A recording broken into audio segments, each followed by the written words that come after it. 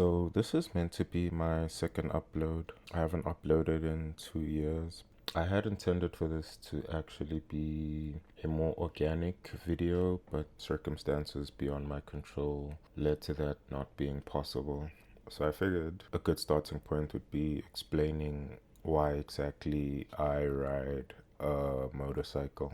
The truth of the matter is, it's just more cost efficient compared to a car, and it's far more convenient than having to use public transport. So I actually looked into the matter just a bit, and one of the cheapest cars in SA right now is a Renault Kwid, and a brand new Renault Kwid will set you back like 180,000 Rand.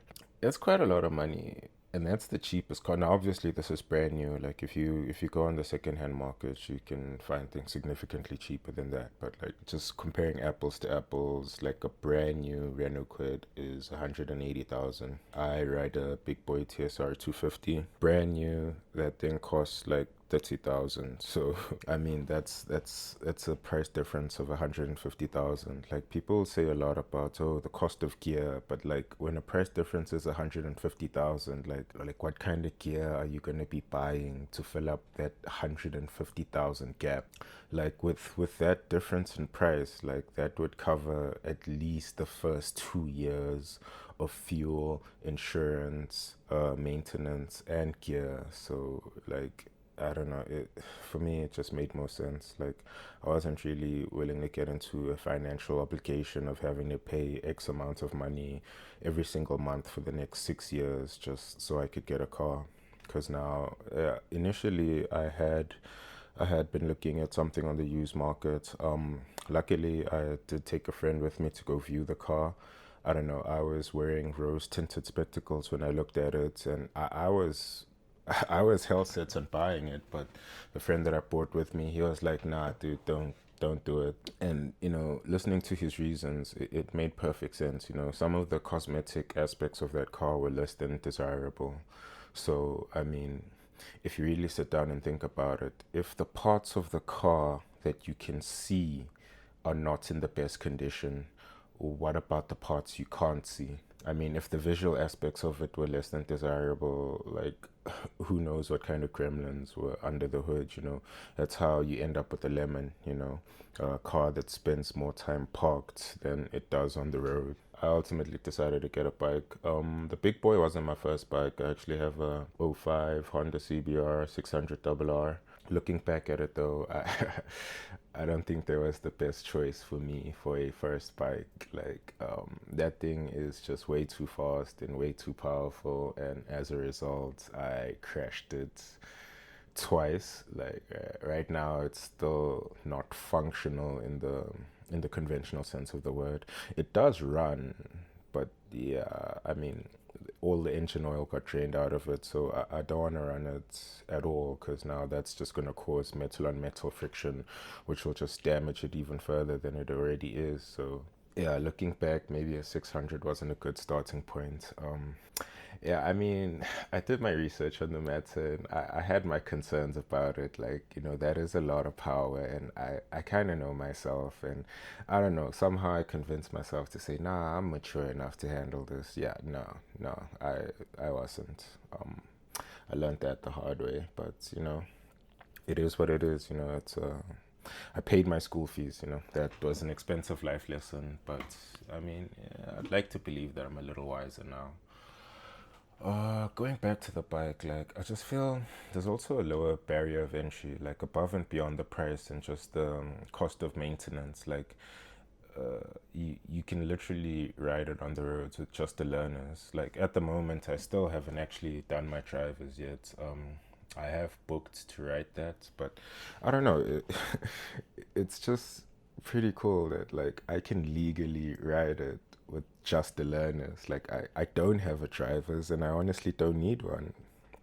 I mean, apparently you do need it to have a passenger. So at present, I can't legally have a pillion and I can't have a sidecar. But I mean, I generally travel alone, and I actually wouldn't want a sidecar. So I mean, I could get away with just the learners. But I mean, yeah, I'll do my drivers at some point, and yeah, going back to how I generally don't have pillions, like it just made sense for me. Like I generally don't travel with anyone. I don't buy like stockpiles of groceries that I need to be transporting. So it didn't make sense for me to be paying the premiums that come with owning a vehicle when 9,999 times out of 10,000 I will not be using it.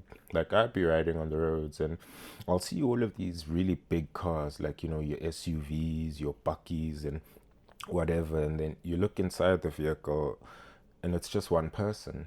And it's like, dude, an SUV, like you're easily paying like fuel efficiency, it's easily like what, 11 liters the 100, and you're paying that to transport one person.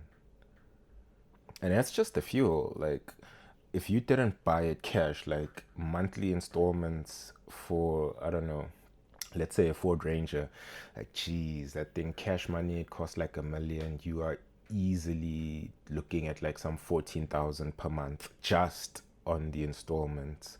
It does like maybe 10, 11 liters the 100. So, like, at 20 Rand a liter, what? It's 2,000. No, that's 200 Rand for 10 liters. Like 200 Rand just to travel 100 kilometers. It's like, nah, bruh. Like, the economy of it just doesn't make sense to me. And I don't know, when you take into consideration, so first and foremost, like 1/3 of the population is unemployed. Like, it's just under 33%, so it's slightly less than 1 in 3. But like, if we round it up, 1 in every 3 people of working age are unemployed. Like, these people don't have jobs. And among those who are paid, the average income is like, it's like 20,000 if you look at the stats, but that is heavily skewed because of your high income earners. Like, in reality, we're looking at a number significantly lower than that. And then you jump around on the roads and you look at all the cars here, and like, you start to realize that, no, man, there's no ways these people are affording the vehicles that they're in, you know. And that's how the repossessed market is so big, you know, because people will buy things that they can't actually afford, you know. There's a big difference between being able to buy something and being able to afford it. So, like, just to elaborate on what I mean, if you win the lotto, you can buy a house, but you can't afford it. Because now that house comes with its own set of expenses month to month to month. You need to be paying for rates, levies, taxes, and all of these other things. If the only reason you could buy it is because you came through a lump sum of money, okay, cool, you can buy it. Like, you exchange the money, it's yours, boom. But you can't actually afford it because you can't pay those month to month expenses because you just don't have the income to cover that. So I feel somehow that's something that people don't fully understand. You know, just because you can't buy it does not mean you can afford it. And that's how, like, a bunch of cars end up getting repossessed, you know. Like, a person will see, oh, 2,000 Rand monthly installments, and they're like, all right, cool, I can do this. And then the fridge is empty, and they have to ration one pack of noodles for the entire day. And it's like one minor inconvenience in life, and now they literally don't have the money to pay the installments, and rinse repeat that process for 3, 4, 5 months, and boom, there's the repo man at your door coming to get that vehicle that you didn't own and you honestly couldn't afford. And this person probably doesn't have insurance, so God forbid they get into an accident and they write that thing off. Yeah, that's just all kinds of nonsense. And I don't know, like, it's, I feel like there's a bit of this herd mentality kind of thing where people, they're adamant on getting things that they can't actually afford, like, as a type of flex, you know. They want to look a certain type of way to their peers. I heard the saying once, and I don't know, apparently it was Will Smith that said it. I have not fact checked that, so don't quote me on this. But he said black people have this issue whereby we spend money we don't have buying things we don't want to impress people we don't like. And I don't know, man. cars are like the epitome of that. Like, yeah, spending money you don't have, buying something you don't want to impress people you don't even like, like I don't know. I know damn well a lot of these people cannot afford a Golf 7, Golf 8 GTI, but like you go out there onto the streets and you seeing a bunch of dudes with all these VWs, and it's like, dude, I don't know exactly how much you earn, but I can kind of guesstimate. Like, I would not be able to comfortably afford that. And I know damn well that you can't. But somehow, hey, there you are in your Golf 8. Like, huh? I don't know. Like, me personally, I'd rather have food in the fridge, you know? Like, I don't see the point of driving a Golf 8 when the fridge is empty. Like, I don't know. Like, okay, I wouldn't go back to public transport, but like, I man, Golf 8, even a quid, man. Like, sure, like, it's just too much. Like, it doesn't make sense. Like, not for my use case. Like, maybe for other people, it makes sense for them. Like, I mean, everyone has their own story, everyone has their own life that they live. And I mean, honestly, I don't commute on a daily basis. I have the privilege of being able to work from home 2 days a week. So I mean, yeah, it's not all sunshine and rainbows on the bike. Like if it rains, yeah, it's fucking miserable on the bike. I will not lie. Like it is not a fun time. Even when it's cold, like yo, if you're not properly prepared for the weather, like it is not good. And I remember one time I was riding back. It was quite warm during the day, but I stayed over at a friend's until quite late in the evening. And on the way back, like I was literally shivering while I was riding this bike because it was just that cold. And the thing about a bike, like if the weather says it's 10 degrees, like you need to minus 5 degrees from that. Like, okay, it's 10 degrees if you're standing still. On a bike, it'll feel more like 5.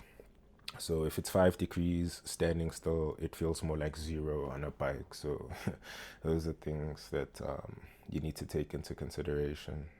And I mean, going back to the rain, like, yeah, sure, it does suck being on a bike when it's raining, but at the same time, you need to kind of ask yourself, okay, 365 days in a year, how many days does it rain? Okay, and how many days are there traffic? Like, I don't know, just that ability to ride between the cars in traffic. Like, yeah, no, I am willing to deal with the rain and the cold. Like, I always feel bad for these guys. Like, I left home after you and I'll arrive at my destination before you. Because while you're stuck in traffic, I'm just riding in between the lanes. Like, I even have the option of jumping up onto the sidewalk. Like, I don't know, they're in Bramfontein, they're busy doing some construction on the road, and there's road closures and all of that jazz. And yeah, it's just an absolute nightmare to go through there. And a lot of the times I just say, you know what, fuck it, and I jump up onto the sidewalk and I literally just zooming in there with the pedestrians, and I get to save like some 10, 20, 15 minutes just not being in a car.